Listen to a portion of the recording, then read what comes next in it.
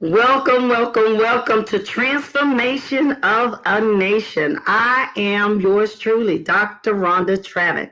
Today I have on here my very special guest. She is a psalmist, songwriter, choreographer, uh, and she's a born again believer. I know her personally. She is an amazing woman of God.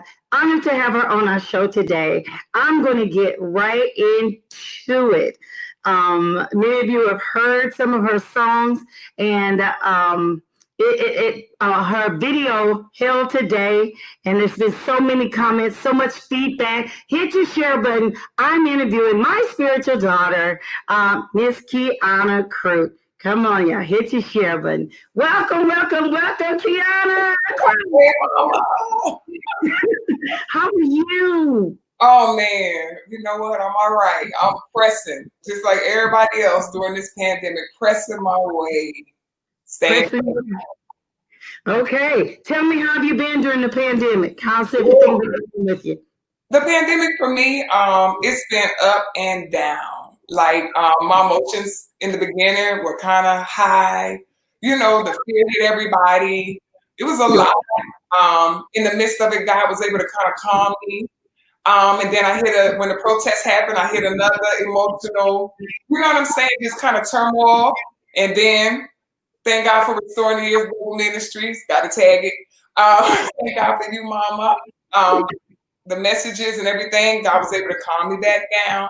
So I kind of been on that roller coaster, you know, but at the same time, just trusting God, relying on the word, and that's not a cliche, that's real life. Because if it was not for the word during this time, ooh, Lord Jesus, old things would have slid on back in. Yes, old things would have came back up again. I do feel you on that. Yes. You have been doing some great things. During the pandemic, how did you feel? You know, you had a set time for release, and oh my God, here comes the pandemic. What did that do to you emotionally? Tell me about that? It was one of those things where you literally get stuck in a state of hopelessness. I'm gonna keep it real. Like, it wasn't like, you know, oh, God is gonna do it and everything's gonna be great. No, I wasn't like that. I was like, God, are you kidding me? Me and Daddy had to have a conversation like, you putting me out doing this? Like, you telling me to release music during a time like this? How am I going to do this? Like, what am I going to do? And I remember him saying to me one day, everything you're saying is I. But is this about me or is it about you? Wow. It kind of shook me. You know what I'm saying? And I had to kind of bring things back into perspective. Like, okay, God, you're right. That's my bad. He was like, either you trust me to do this or you don't. You choose. And I had to make a decision that I'm going to trust God and I'm going to keep going regardless of what it looks like. And that's really what faith is. But if I'm honest, during that time, my faith was kind of sliding a little bit and I had to kind of pull myself back up. You know, I did. So, yeah, I'm definitely in a better place now. That's good. So with Black Lives Matter, the protest, COVID, everything, you kept pushing your way through. And may I ask you, how did you end up working with Kenton Jones? How did that come about? Okay, so for those of you who don't know, back in 2018, God had asked me to do a 100-day fast, and I kicked and screamed, and that fast would lead me, of course, into 2019. I kicked and screamed and cried, God, why? You know, but I did it. And then at the end of that 100 days, God told me to do one more 100 days. And by that time I was in it. So it was easy for me to just be like, okay, God, yes, sir. So I did a 200-day fast. That led me up until about the end of March of that year, or May. No, it led me into May. Right after, I'm talking about, the fast was over 1 week. The very next week, I had a friend of mine that I danced with years ago call me. And he was calling me because he always, from time to time, would ask me for advice about different things that he was doing, spiritually speaking. And he knew he could rely on me to tell him the truth, keep it real. And so he was talking to me about some church stuff. And he asked me, he said, before he got off the phone, he said, what do you need? And I was like, you know what I need? I said, right now I just need a manager. He was like, I know somebody. He put a call in, and that person that he called me back and said, he said it's okay for you to call him. And I called him. That person ended up being Mr. Wendell Ralph with Psalmist Group, who actually has a distribution deal with M Group's Universal Music. He heard my music, we talked, and he said, let me pray about it. And that meant a lot to me for him to even say, let me pray about it. Because how many people do you talk to in the industry that say, let me pray about it, gospel or secular? And so he called me back and said, God told him to take me on. So absolutely, he'll help me. And that's how everything happened. So he knew Kenton. And we talked about our recording. And when we talked about that recording, they were like, we need somebody, in the industry to be a part of this feature. And he was like, I know the perfect person, Kenton. I know him. I'll go talk to him. He talked to him. Kenton came on board. That's how we met. What was it like working with him? You know what? Honestly, he was literally like working with my brother-in-law, Gene Burroughs. Hilarious, fun, cut up, kept it real. Definitely had that discernment and the prophetic worked in him. So there were times in the studio where he would just straight up say things to me, and I knew it was God speaking. You know what I'm saying? But it was all. I mean, we had it was like a brother and sister marriage. Like we just clicked. It's like he understood exactly what I wanted in my music. He was able to give it to me. He was able to connect me with the right people to do the things that he couldn't do. It was just like God just knew exactly what I needed. And for me, it was a blessing because I always had these ideas in my head, and I would go to different studios, but they could never regurgitate it like I saw it in my head or like I heard it in my ear. And he could give it to me. And also, let me not forget the person who arranged all my music, Mr. I call him Willie. He and Kenton were able to give it to me exactly the way I heard it in my ear or better. And so it was a blessing. It really was. Mr. Will Perry is his name. He did Mm-hmm. So a 200-day fast. Somebody asks you what you want, then end up being a manager who ends up connecting you with Kenton Jones. And here comes a great working relationship. Yes, thank God. Yeah, that's very important. God, it's so important. And comes the records. Now, let me ask you, how did you start writing? And is there someone that is a psalm, who sings in your family? Is that, how does that work? My mom is a singer. I grew up watching my mom direct choirs. I grew up watching her lead every song in the choir with the choirs. And then when she discovered that my sister Sandria could sing, she started grooming her. She put her in pianos. She put her in Betty Ford modeling school. She had her in all kinds of pageants. They would be up 1, 2 in the morning. She had Sandria singing over and over. It was like that was her student, and she was grooming her. And my sister Sandria, she was in every pageant you could think of, and she would be like this little itty bitty thing in pageants with these grown women. And I'm talking about sing the house down, just everybody up. I mean, just a voice like Whitney Houston, just beautiful. And that's how I grew up. So I would just kind of be in the background outside playing basketball or whatever. And then one day I opened my big mouth and it got me in trouble. I'm in the shower, singing. I used to love music. And I used to love to listen to music and learn the lyrics. And I was in the bathroom singing one day in middle school. My mom came home and caught me singing. And she threatened to whoop me, told me that God was going to take the gift away if I don't even sing. And she can't believe I hid this from her. Oh, my God. And so she started making me back her and my sister up when they were singing at different events and functions. And it wasn't a choice. And she put me in piano, which I soon quit, but she put me in there. I learned enough to know how to play. And she just made me sing. And then after getting tired of fighting with me, she just gave up and left me alone because I just didn't want to do it in the beginning. The songwriting, came from depression. And that's just me being honest. I Really? suffered from depression most of my life, up until I came to Restoring the Years Global Ministries. I didn't even know what life was like without depression. And so in order to deal with the mental stuff I was going through, I would write. I started writing poems, and then those poems soon turned into songs. And that's how I started writing. How do you hear that? I always ask people that write and then they put their own music, because you put your own music to your songs. Yes. How do you hear that? If you can answer that, how do you hear the music as well as the lyrics, the songs? I think the first thing that makes songwriting easy for me is I sing what's on my heart. I don't make music to try to make a hit. I don't make music to try to make it fit something. I don't listen to other people's music and then go try to write mine. What I'm feeling, I just write it down. So that's the first thing. The second thing is the first God purification I went through was with music.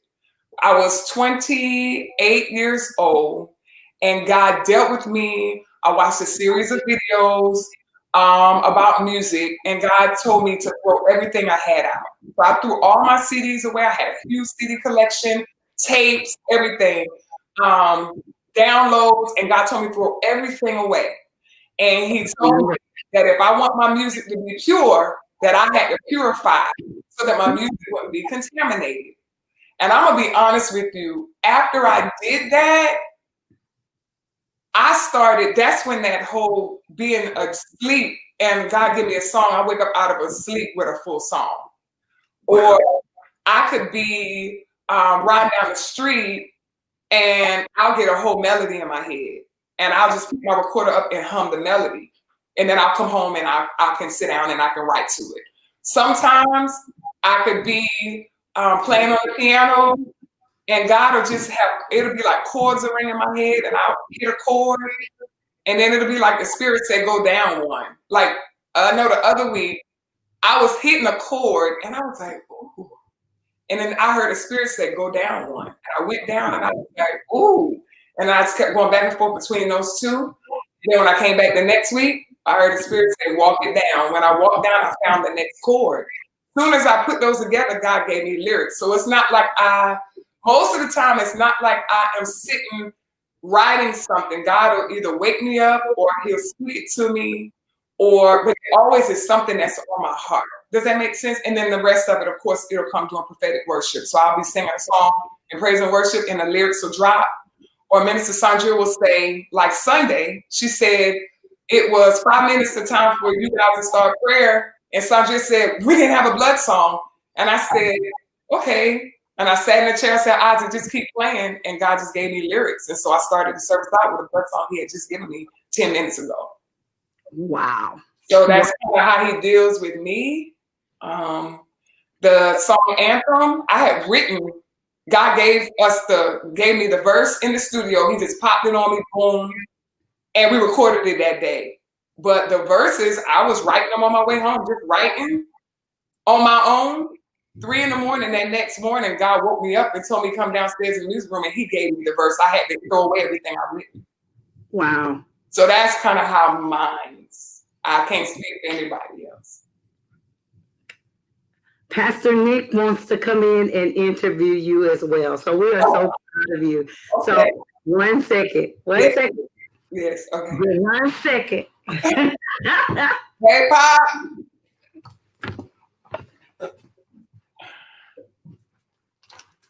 All right. How you doing? Hey, Pop, how you doing? Doing good, doing good. So, what makes you different from, and I've always often wondered about this about other artists. What makes you different from, other artists? In the sense of, you have many people that strive to be singers, to be, writers, to be psalmists or however. But what do you feel like sets you apart that makes you, different, makes you stand out? I think what makes me stand out, honestly, is number one, the frequency of my voice. Because I think that when God anoints you to sing, he gives you a certain frequency. Mm-hmm. And I think that that frequency is your unique frequency. And I don't think I'm any better than anybody else. I think that every person that he calls to minister this music has their own frequency. And I think that what sets me apart is my own angelic frequency, the frequency in my voice, the power in my voice to bring healing and deliverance. Wow. Have you always known that? I mean, was that something that kind of came along the way? Was it just a point or a turning point in your life that, you know, that became clear? I honestly just really came to really understand it in depth within that 200-day fast. Wow. In that fast, God dealt with me about a lot of things. He whooped me real good about a lot of things.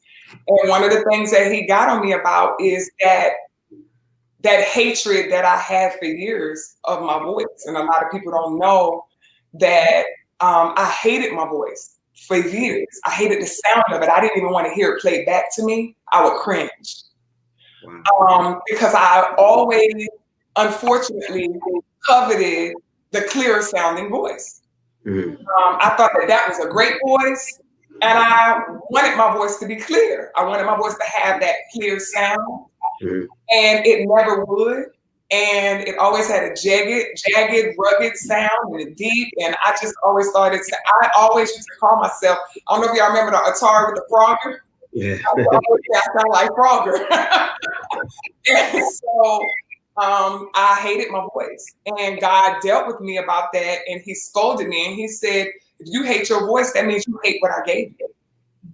And so I went through some process of healing from that. And in that 200-day fast, God dealt with me about my voice. And he told me that from this day forward, you need to appreciate and love what I gave you because I gave you the sounds of the angels. Mm-hmm. And it hit me. I cried. He was like, nobody sounds like you. Yeah. And it's on purpose because your voice is for healing and deliverance. And he really talked to me about that and helped me to understand that about my voice. And I had to repent. I was very convicted and I had to repent. I will say this, I mean, and this is being totally honest, not because I know you, but I mean, just, you know, the sound of your voice is different, you know, and it's very melodic. It has a very calm tone, yet it captures the attention because, you know, you're right, you don't hear that tone very often. And this is in no way to compare you. This is but it kind of puts me in the mind of, you know, when Toni Braxton first hit the scene. Yes, I love her voice. And nobody could really, you know, it was kind of hard. But you know, but it's awesome and it's very anointed, and I think that's great. The transparency that you have. Would you say that? I know from your perspective, or people that are watching, I know that would kind of make most artists very nervous, if not, you know, very careful, because you don't want to say too much because you don't want to be judged and want to be viewed a certain way. So how do you process that transparency of which you operate in? I don't. I always said to myself, I do not want to live my life in people bondage. I know for a fact that the things that I have gone through have helped other people. Yeah. So I feel like the transparency is the only way I can help anybody. I can't help anybody if I'm not going to tell them the truth. And the other thing is, I lived my life growing up watching a bunch of hypocritical Christians, a bunch of hypocrites in church. And I vowed to myself, God told me that this is what I was supposed to do, that I would never be that hypocrite. And what does that mean? That means that I also got to be honest about my flaws. And if people see, and if they always think that you got to be perfect, why would they even want to get saved in the first place? Because everybody's struggling with something. And I'm always honest about what I'm going through, what I'm struggling with, because at the end of the day, I want people to have hope. You know what I'm saying? And they're not going to have hope if they feel like your life is perfect. Yeah, it's true. And they ain't going to want to talk to you. That's true. I think that makes you even more of a authentic artists as a whole, because you make a very valid point. Most people are not as transparent, but they sing a different song. And when the fans or when people see them out in that real moment, the two don't line up. But the fact that you write from a place of where you are, you're very transparent, you speak from where you are, then that's what you produce. And I think that's amazing. That is amazing. Wow. That's awesome. Yeah, That is awesome. I try. I'm just, sometimes I embarrass folk. I'm honest. Like, they be like, oh my God. My husband be like, oh, I gotta brace myself for what she gonna say. But I am who I am. And believe it or not, my parents are the same way.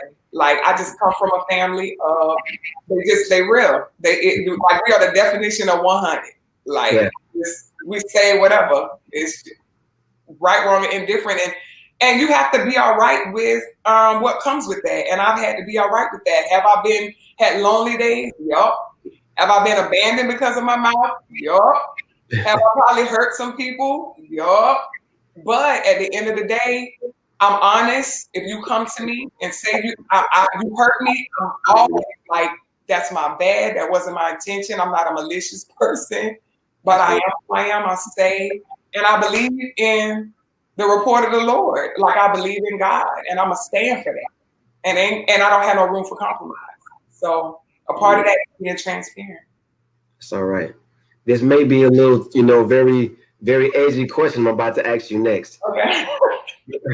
What do you feel that this field, I guess if you can say that, in terms of artists that are saved, or let's say those that say they're artists, they just happen to sing Christian music.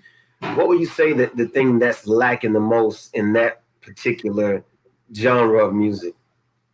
I think that, okay, this is my honest answer. I think that sometimes when we don't make it in the secular world, you come to the gospel world because they'll accept you. But that don't mean that you're anointed to do this. Right. So what happens sometimes, not all the time, sometimes, is you get people that are in this industry as a career, it's not ministry. Oh, okay. So, because they failed on the other side. Other situations are just people are flawed and they're going through. And I know for myself, I was in church all my life and I was a hellion. Okay. So if you take somebody like me, undelivered, and put me in the industry, what you think gonna happen? Yeah, I'm in church. Yeah, I'm living, I'm staying on the praise team, working in the children's ministry, but I'm undelivered. What you think you're gonna get? I think sometimes people just get put up too quick. But I think the other problem is that we're not teaching the whole Bible in churches, or people aren't getting everything they need to be successful in this walk. And I don't necessarily blame the gospel artists all the time. I blame the leaders, I blame the parents, I blame the grandparents, because you got to think, I didn't get it. I didn't know anything about getting delivered and healed. I heard the words, right? But I had been in several churches and never gotten healed, never got delivered, never dealt with my demons. You know what I'm saying? So imagine all the other people who are in that same situation, but they got a record deal. But they got, they were able to get into the industry early, but they got hit, they got delivered. People dealing with a lot of stuff, and so some people just end up, wayward in the industry because they're still battling those old demons. Wow. Yeah. So what is that thing that keeps you balanced? I mean, having this knowledge, having watched these things and see these things unfold, what is that thing that keeps you, Quianna, balanced to, I guess for lack of better words, to assure that as you continue to rise and become more of a household name and famous, to keep that from being a situation for you? That song, We Are Family. I got all my sisters with me. Accountability. Amen. Like, that's the only thing gonna keep me, because I ain't perfect. Because I'm still one of the ones who want to punch somebody in the face sometimes. I still, deal with that aggression. That's what I come from. But I have solid accountability. I got you, Mom. I got you, Pop. I got my sisters, my praise team, everybody in my ministry that gonna tell me, keep your first thing. Like, no, you don't need to do that. And I thank God for that, because I'm not perfect and I make mistakes. And I am just one of those people. I am very accountability driven. Like, I need people to tell me. I need somebody in my ear, because without Jesus, I'm a filthy rag, and sometimes with him I am. So I need help, and I think that's one of the biggest. I think that's one of the hardest things in this industry, especially when people put you up on a platform, to bow down to accountability. That's real good. But I think if you start with it and you keep those people in your life, then it's easier to adjust as you go up. But if you go up and you never had accountability and everybody singing your praises and telling you how, because I was there. A lot of people don't know, before I was in the gospel industry, I was in the secular industry, which is how I even got to Atlanta. We were with the 3-girl group called Premonition, me, my sister, and one other girl. We were opening for artists. We were, doing a lot of big things, and we would have made it if we stayed. And my sister, we just hated it. We were miserable. So you're in this industry, but I saw the praises. I understood how people, we would get on stage. We won everything we were in. Talent shows, anything, showcases, anything we were in, we won it. Wow. And people were singing our praises, and you high, and everybody would do whatever you want them to do, but you go home and you watching the wall stay in. You miserable. So without accountability, how did you navigate that? It's no way to navigate that in a healthy way if you don't have solid accountability. All you got is yes men around you. And I don't want that. I need people to tell me, don't do that, don't take that deal, that ain't good. I don't care how quick you're gonna fly up. Like, I need people to tell me so that I can do it right. One of the things that God, when he first came to me, I was 22 years old, walking around outside, battling depression, and get out of the house with my head. I was just going through a lot mentally. I was walking around the parking lot, and I always would carry a pen and a pad with me, because when I told you I woke with my depression. And I remembered I got a melody in my head, and I got words, and I wrote them down. The first gospel song I ever wrote in my life, called The Sweetest Thing. I got the words, God gave me the words, the melody, everything. And I looked at the paper after I was like, this in my mind. And I heard the Spirit say, this is what you're going to be doing with your life. And I looked at it. Now, mind you, I'm still in the secular group. And I looked at it, I was like, and I said it out loud. I said, no, I'm not. And the Spirit said, yes, you are. I said, but this is gospel music. And the Spirit said, and that's what you're going to be doing with your life. And I said, God, I don't want to do this. I knew it was God. I said, I don't want to do this because I don't want to be another hypocrite in church. And, wow. And I said, and God said, and you will not. That's what he said. He said, and you will not. And I said, well, when I close my eyes and sing, I said, I want people hands raised on their knees. I want people to really be having an experience with you, or I don't want to do it. And he said, so shall it be. I'll never forget that. I was 22 years old. I'll never forget it. So that's who I am. I don't want to be a hypocrite. I just don't. I would rather not do it at all. Where did Love Letter come from on your album? Oh, man. Love Letter came from, first of all, it was prophetic worship. But during that time, I was in one of the worst spaces I had been in a while. Going through my body, just trying to understand, where is my life going? I'm getting older in years. Just seems like nothing's working out. And I just got reminded for a moment of how fortunate I am. And it was like a moment of, but do you still love me though? And so my response to that during prophetic worship one Sunday was, God, I'm hurting, but I just want you to know it don't matter. Like, you still are my everything. I still love you. I still acknowledge your mercy. I still acknowledge your grace, even in this. And I just need you to know I'm hurting. I'm a little angry.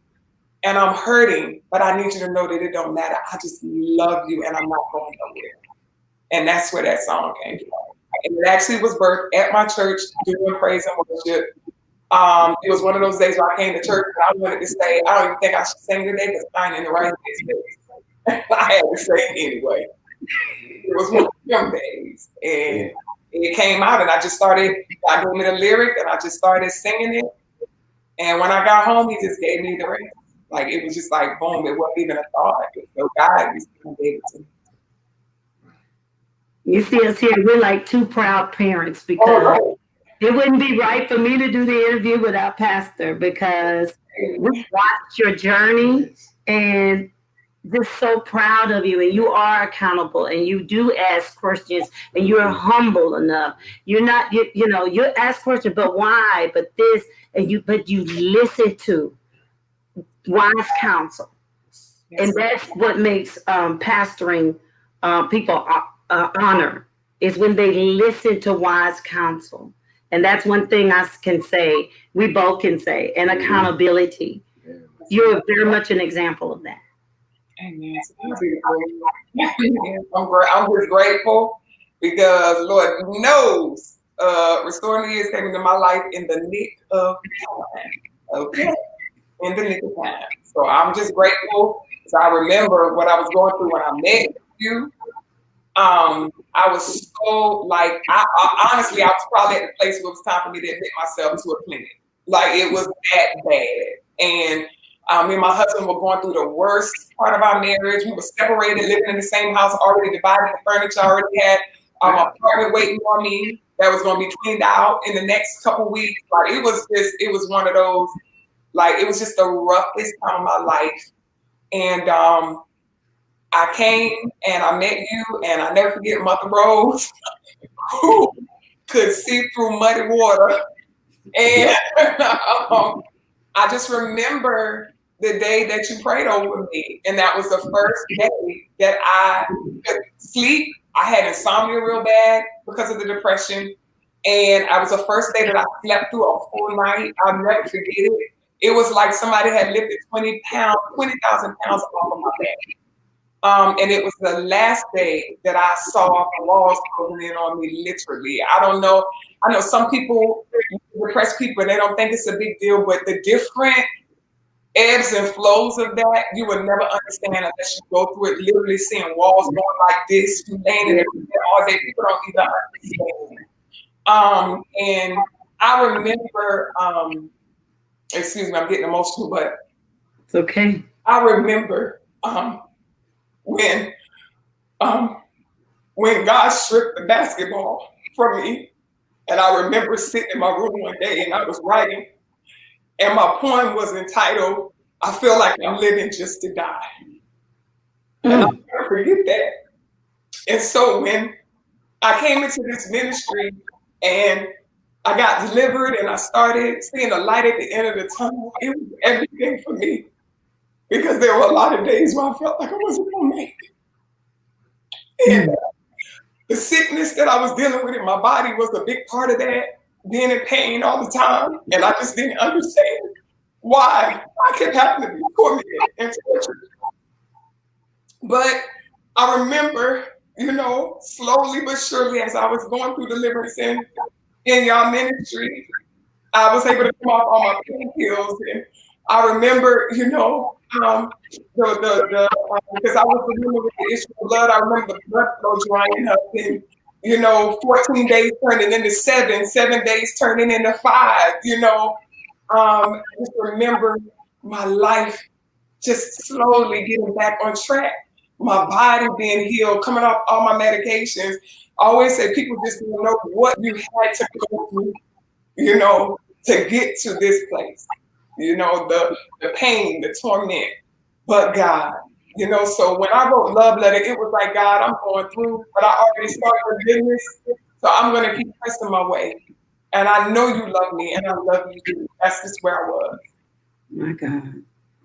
Well, through all of that, 200 days of fasting, the marriage, the sickness, pandemic came, your album, your release date and everything, and all of a sudden, your very first album, and you are in the top 100.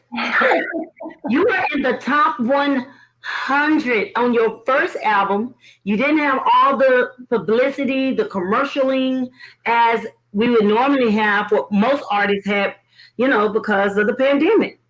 But nevertheless, God. So talk to me about that. Honestly, it was the Lord, because I'm going to tell you, I always say people don't even really know who I am yet. I don't know how I got here. But God said he will make a way out of no way.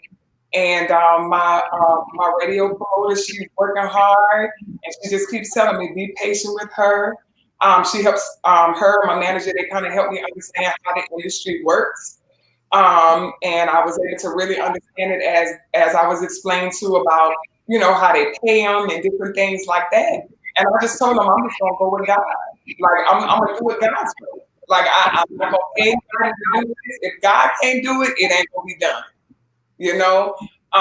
But you're independent. I'm independent. Everything is out of my pocket, and God is doing it. People have donated. I'm telling you, last week I got a phone call from a lady who I've known for years. I taught her daughter years ago. It's been a minute. I got a call from her. She was like, I got some money sent to me. I don't need it. I want to donate to your ministry. I mean, people have just been, and it wasn't no $100. You know what I'm saying? And I was just like, what in the world? Like, people have just been blessing and making sure that I can pay these people, pay to get this stuff done. I don't know how it's getting done. I just know it's God. Because I'm not working. When the pandemic hit, I lost my business, literally. So I don't have the income coming in. And the crazy thing was, in January during our church fast, God told me that this was my last semester doing this. And it didn't register until the pandemic hit. And then the bottom dropped out. All my classes were canceled. Everything was canceled. So to be able to still continue, thank God for my parents who support me financially. They've been blessing me. They've been rooting for me. My mama down in Orangeburg, like the crack man on the side of the corner selling CDs. I was like, Mama, she told me, we got to get this music out. She's down. She done sold more CDs than I have. But they believe in me, and I thank God for them. But people have just been blessing me, pouring into me. I thank God. My hairstylist, my makeup artist, they were pouring into me, throwing time. You know what I'm saying? I just thank God for everybody that has been like blessing me. My media guy, Cam, with Propeller Media Group, he sold into me, blessing me. And my manager has been everything. Like a true man of God, having my back, ride or die. You know what I'm saying? So he's pop number 3, because he has really been, Mr. Wendell Ralph, he has been a gem, lots of wisdom, and just a major component in everything that's been happening. Can you play a little bit in the back of Anthem? Just a little bit so people can hear it for us? Yes, ma'am, I could play a little bit. You gave me life, I'm gonna worship you. I'm gonna worship you. You gave me breath, I'm gonna worship you. I'm gonna worship you. This is my anthem. I put my hands up. I put my hands up. I'm gonna worship you. This is my anthem. I put my hands up. My hands up. I'm gonna worship you. My hands high, my heart open, knees down, and surrender my life. My oh yeah, I'm all time. My possessions to you, Jesus. Everything I have is yours. Everything I'm yours because of you. Every breath I take, my voice to resonate. I'm gonna worship you. I'm gonna worship you. You gave me breath. I'm gonna worship you. I'm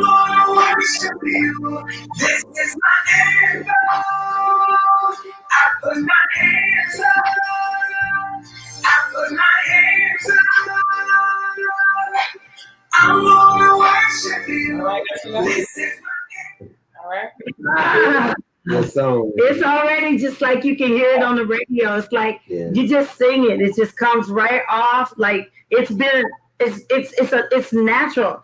And you remember there was a couple of songs, and I said, "Who sings that?" You said, "That's my song." I would say, "Oh my gosh!" So you are a natural songwriter, natural singer. We are so proud of you in this season. The ministry, the church, your family. I know your family, beautiful family. Everybody is so proud of you. What do you want to see happen when you go into the music industry? I hope this don't sound hard, but I want to see folks get saved for real in the industry. But more importantly, my vision is more like revivals. I want to create an atmosphere like the old tent revivals where people can come get delivered, get healed, and all I'm doing is singing. You know, you have ministers in the front that people could come to for individual prayer.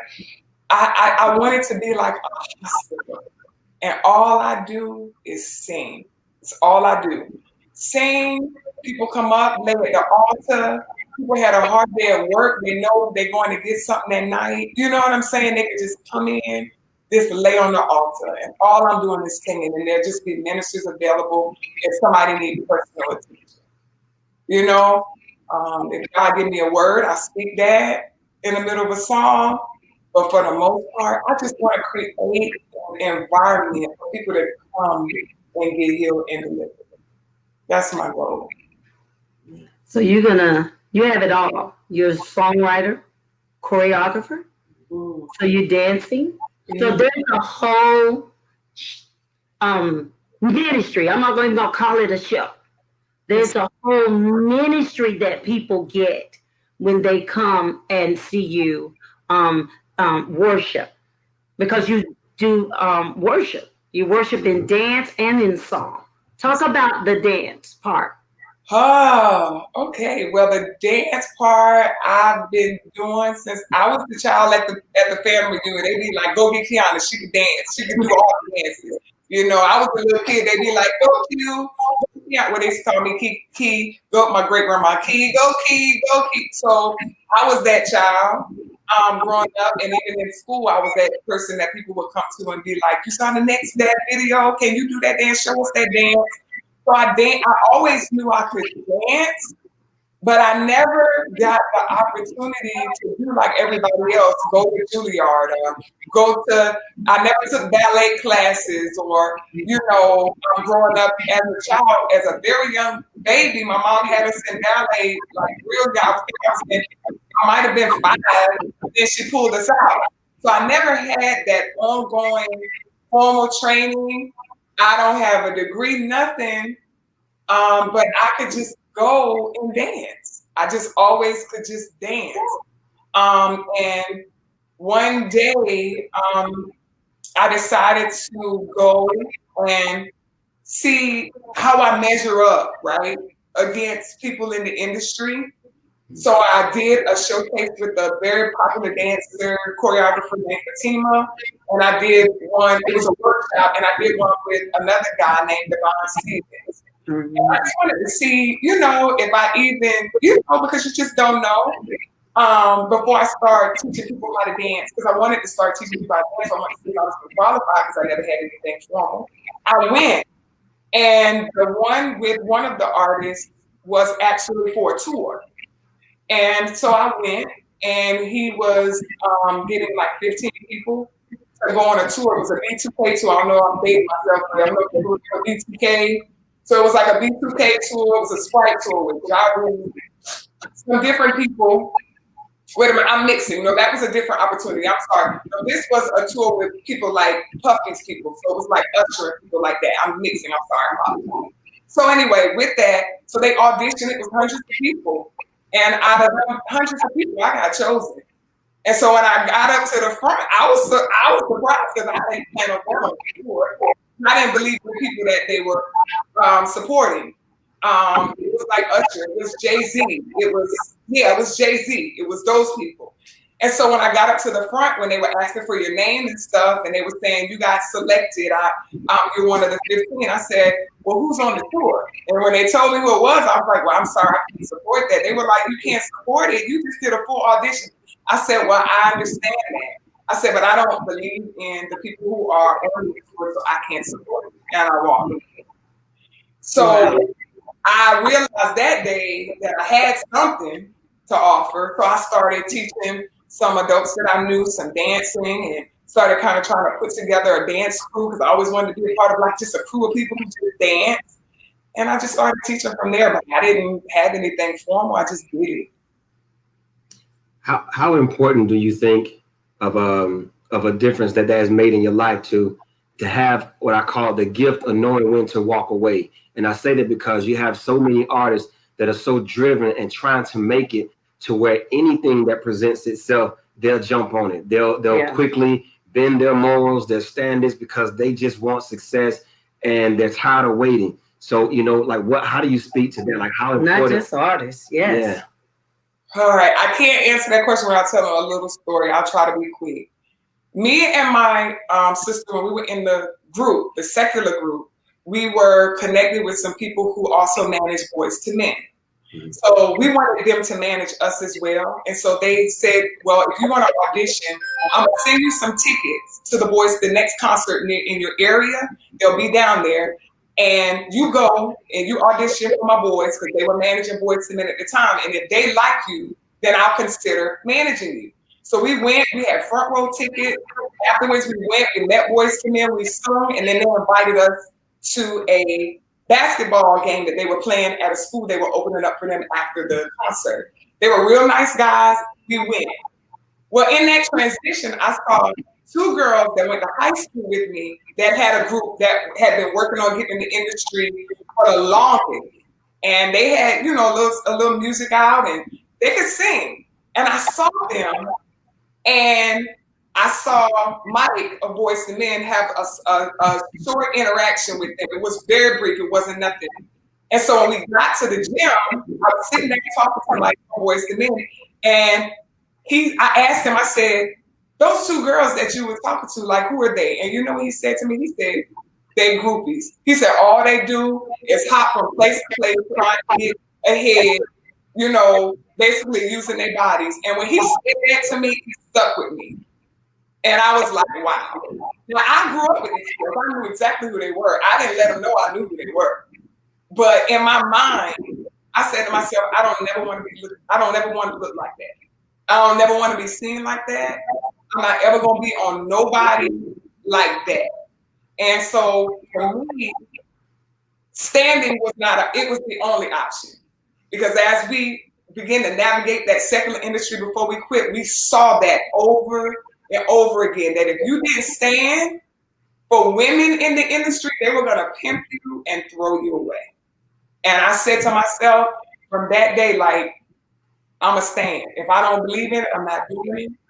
And then when I got saved, of course, and recommitted my life, that thing just got stronger in me. Like, don't fall for the hokey doke. Don't be trying to go be doing everything up in everybody's face. I met a lot of people. I met a lot of famous artists, but I always stayed here. Like, I go sit on the other side of the room. Because my big thing was, I don't ever want to look desperate like that. So it translated into everything I did. If I don't believe in you, if I don't support your music, I don't want no place. And that's just how it was. Like, I just didn't want to do it. Good. It's good. That's good.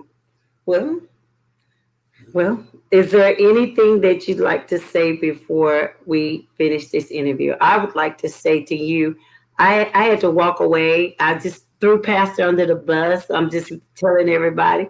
I got a little emotional interviewing you, and I had to get up and walk away because I didn't want to just cry, because I'm proud of you. I watched your journey. I watched the pain. I watched the growth.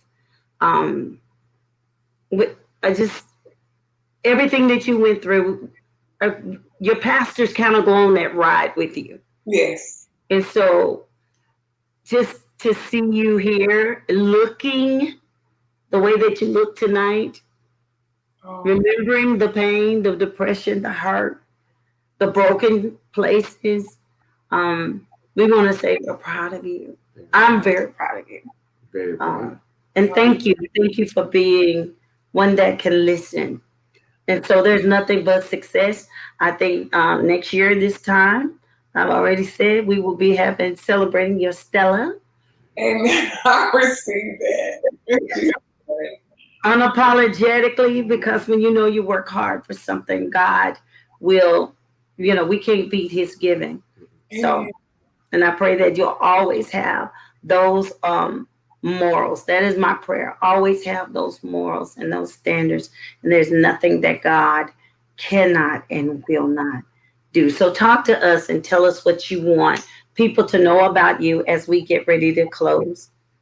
Oh man, what I want people to know about me. What I want people to know about me is that I didn't get here on my own. So if you think that you can get to where you need to get by yourself, isolated, it's not going to work. You need people. You need a tribe. You need people who support you, who love you, but love you enough to tell you the truth. And when you have that and you have that accountability, there's nothing you can't accomplish within God. But you got to be willing to listen. And that is how I am making it. That is how I am navigating this terrain. Is accountability, love, pure, genuine love from people. Nobody's perfect, but when they love you, you know they love you. And that's what I had. And so my prayer for you is that you will open your heart and your ears to the people around you who love you. Be all right with accountability, but always stand for God and stand for truth. And that is what I want people to know about me. I stand for truth all day. All day. Unapologetic. Unapologetic. Well, thank you so much, Miss Quianna Crute, and much, much, much success. And I know we're going to hear your name for many, many, many years to come. Thank you for transformation of a nation during the pandemic. I mean, there's not a lot of people that say they're independent artists that can go and become in the top 100 Billboard unless God is on their side. Come on. So we are so proud of you. And so thank everyone for watching tonight. This has been Transformation of a Nation with Miss Quianna Crute and Pastor Nick Travitt with me tonight. So tune in next week, next Wednesday, and we will see you more. Before we go, can we find out where can we find you, your social media handles, and what can we purchase your music or hear your music? Oh man, you can purchase it at QuiannaMusic.com. You can get a CD copy there. Also, you can go to a link that will take you to a download. You can also go to my Instagram at Quianna Music, and in my bio, you can go to the link, which I need to put back up there, and you can also download the music. Okay. Thank y'all so much. I love y'all. We love you too. We love you. All right. Again, this has been Transformation of a Nation. Thank you. And we will tune in next week on Wednesday, 7 o'clock. God bless Mr. Quianna Crute. All right. We're tuning in. Thank you for tuning. All right.